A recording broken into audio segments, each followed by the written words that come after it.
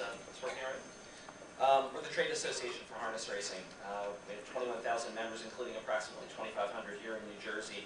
Among other things, we serve. Let me just say, in the interest of time, we've heard from I understand. 2 of your colleagues. We hope to hear from 3 more. We have other panels, and it's all get large. So I would ask you and all subsequent speakers. I understand. I came in from Columbus, Ohio. I won't be more than 2 or 3 minutes, I promise you. No, not at all. What I'm here really is just to let you know that everyone in the industry, in the harness racing industry, is paying so close attention to what happens with the Meadowlands, because the Meadowlands is the gold standard against which everything in our sport is measured in terms of betting handle, in terms of quality and allure. It is the best and the brightest of the industry. It has been since the facility opened in September of 1976. Despite the fact that the average daily overnight purses offered at the Meadowlands no longer top the industry, having been surpassed by several racetracks whose state governments allow them to offer expanded gaming, the track continues to be viewed as the industry's leading venue. Consider this. There were about 1,700 races contested at the Meadowlands last year. It's about 3% of all the harness races held in the United States.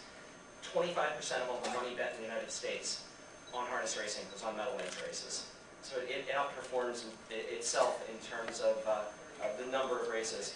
I could go into facts and figures telling you how many horses of the year have competed here, how many sub-2-minute miles there were in the first season. I know you don't want to hear that. I think it's interesting to note, however, that what the Meadowlands allows New Jersey to do is to present a few world-class events per year, and to present world-class harness racing day in and day out.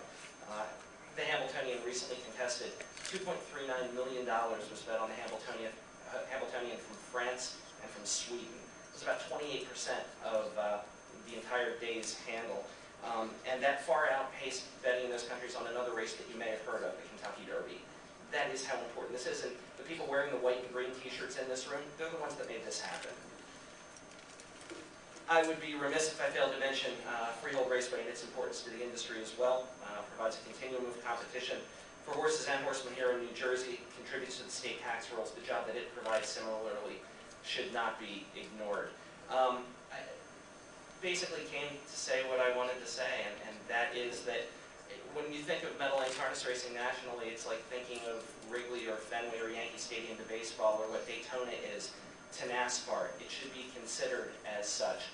I'm from New Jersey originally. I got my start here. I lived in Gloucester County. I'm from Woodbury, so I guess that makes me a neighbor of Mr. Versacelli's. I care about this personally, but from a national perspective as well, I can tell you that the harness racing industry in the United States would be irrevocably damaged if the Meadowlands were marginalized or, even worse, eliminated. And I appreciate your time, and thank you for your